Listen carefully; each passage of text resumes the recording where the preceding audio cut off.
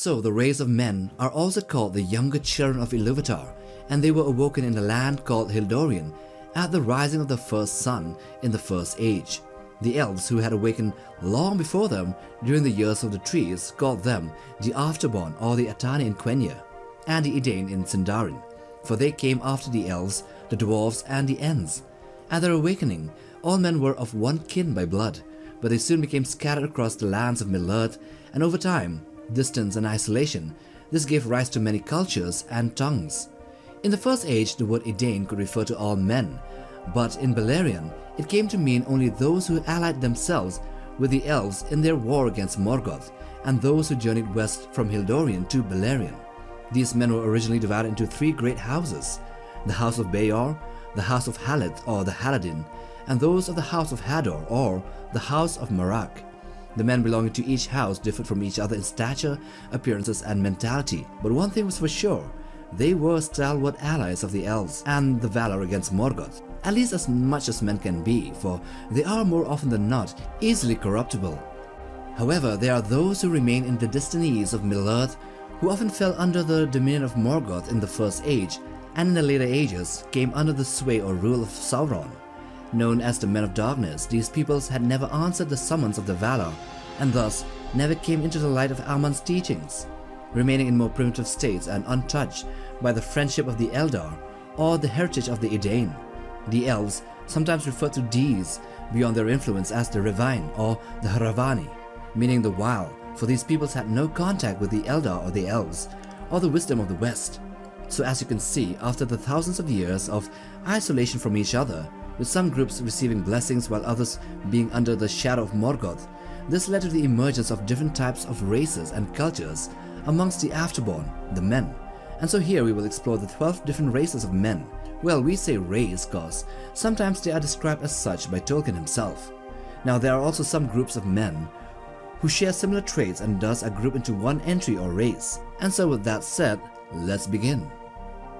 So we begin here with the Edain.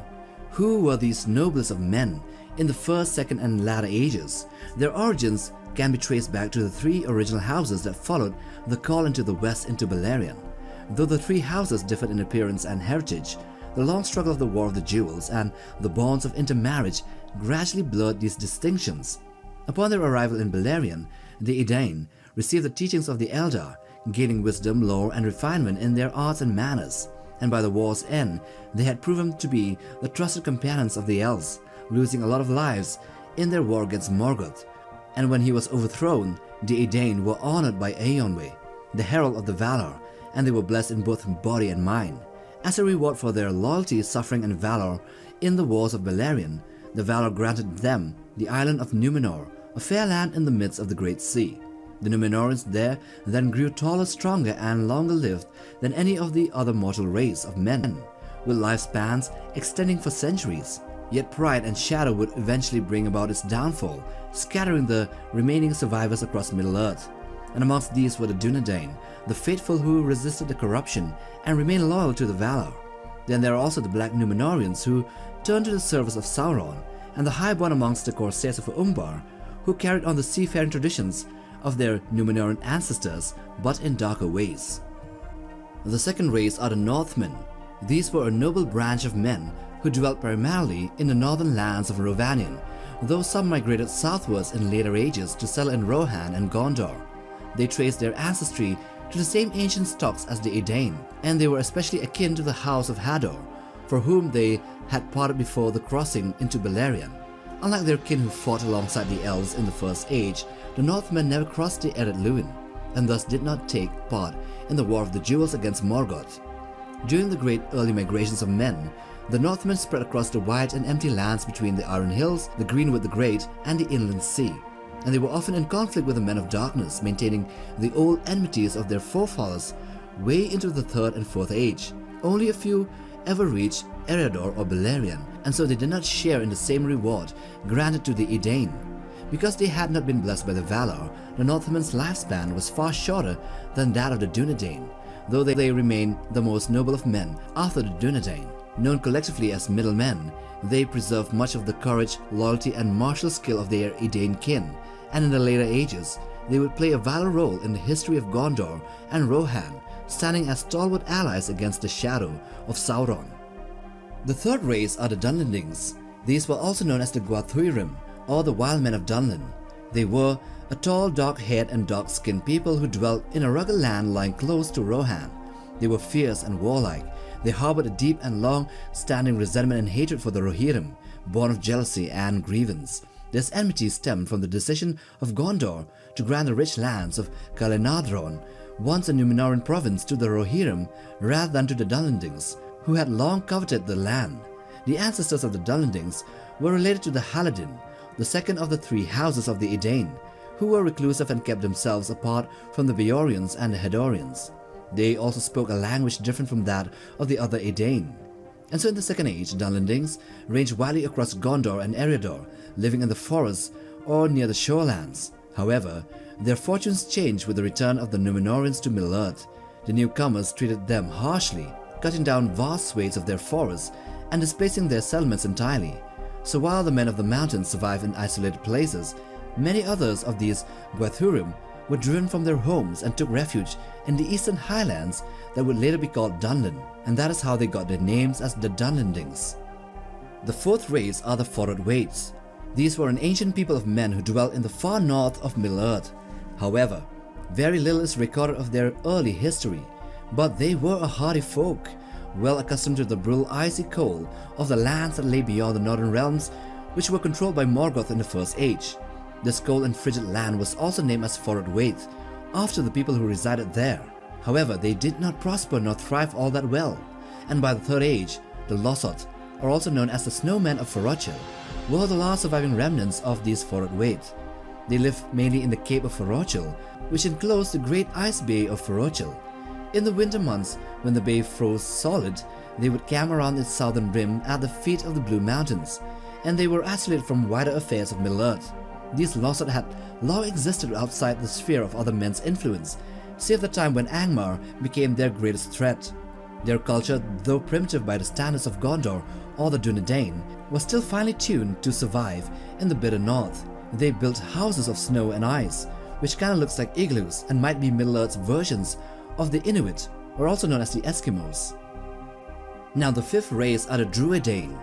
These, are also known as the Wasses or the Wild Men of the Woods, were a little-known race of men who were a primitive people by the standards of the Elves and the Numenoreans, yet they possessed remarkable skills in tracking, in wood and stone carving, and even mysterious forms of magic.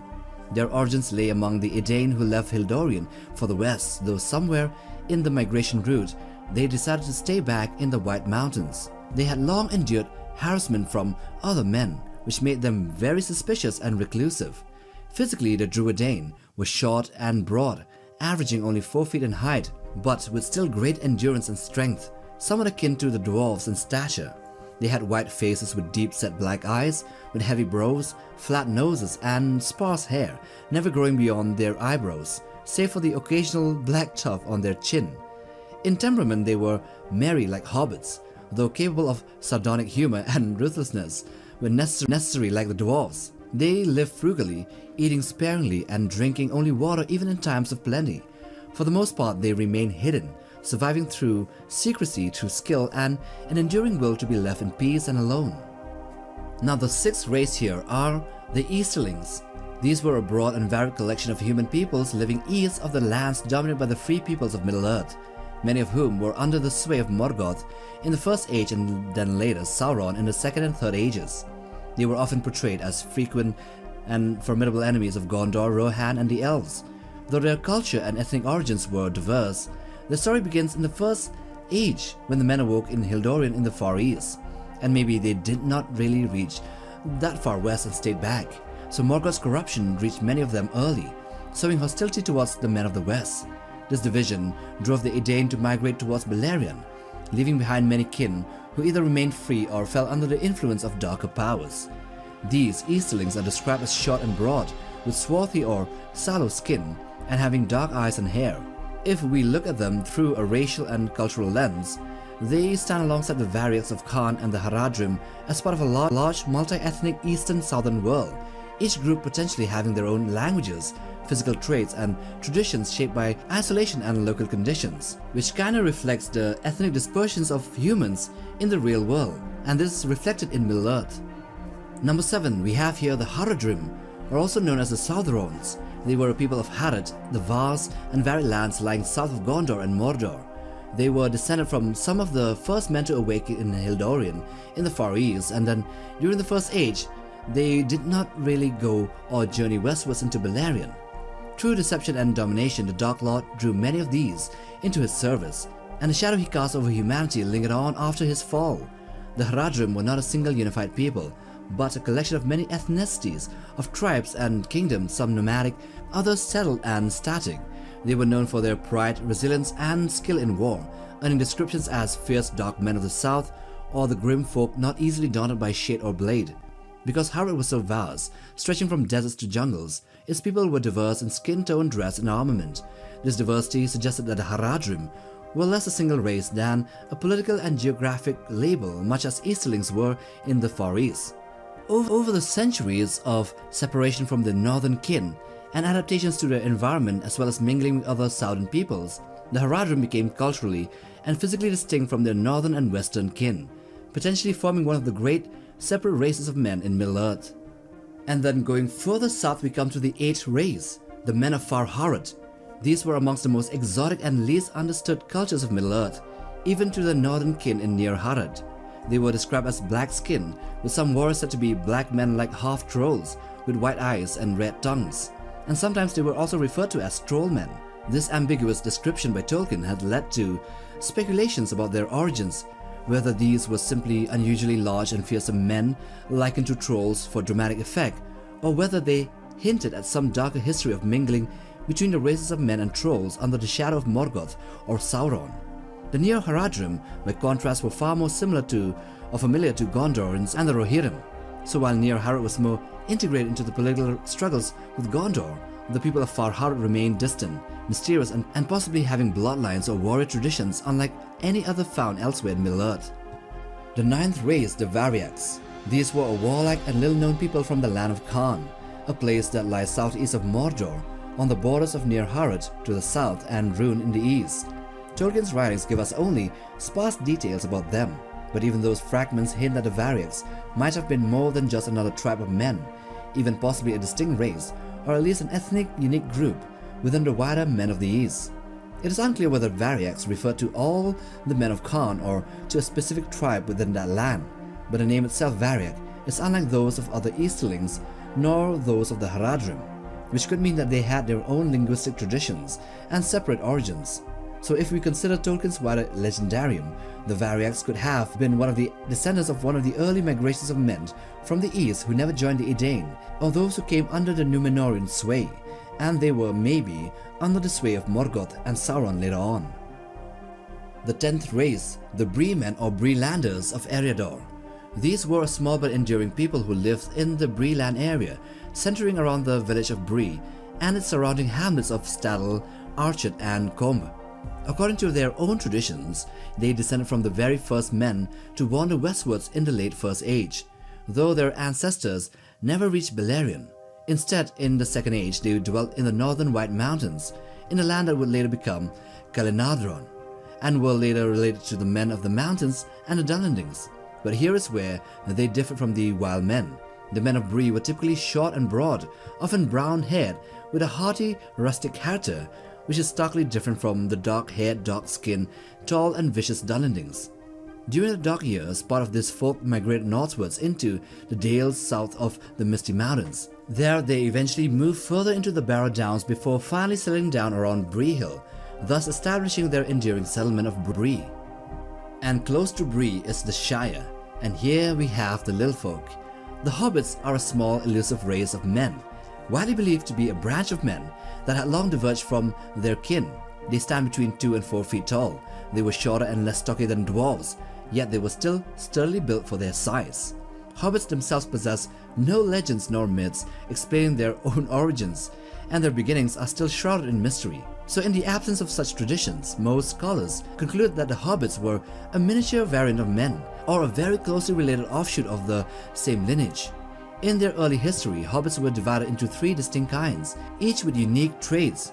There are the Harfoots, who were the most numerous and became the cultural norm. Then there are the Fallowhides, which were fairer of skin and hair, taller and slimmer, and inclined towards exploration and friendship with outsiders. Then lastly there are the Sturs, which are sturdier and broader, and they grew facial hair, enjoyed rivers and boats, and sometimes even wore boots. Over time, the differences between these types blurred, through traces of each lineage could still be found amongst individuals as they intermarry. Hobbits lived longer than most men of non-Númenórean descent, commonly reaching around 90 to 100 years. Though they played just a little part in most of the events of Middle-earth's history, the Hobbits would be the key to Sauron's defeat in the end. And the last here are the Skin Changers. So here we start with Beon, who was a mysterious figure in the late Third Age, a Northman of uncertain ancestry who possessed the rare ability to transform into a great bear via a gift or maybe a curse known as skin changing. While the precise origins of his power is never revealed to us, his ability sets him apart from other people in a way that suggests that he is the beginning of a new and distinct race or bloodline in Middle-earth. He lived in solitude between the Anduin and the Misty Mountains, and might have done so and denied the world a new race. But after the events of The Hobbit, Beon's role expanded. He had children, and thus his descendants might have inherited some measure of his abilities. Thus Beon would be a point in time where a new race of men has now emerged, closely related to the Northmen, but still distinct in their abilities. Now these are all the races of men, with likely many different groups or populations that share similar traits grouped into a single entry. So these are the 12. If you like this video, then watch this other one too, and then press the like button for support and consider subscribing for more content just like this one. Yeah, also hype the video cause apparently it's a new thing in YouTube, and it will push us further. So till the next time, take care fam.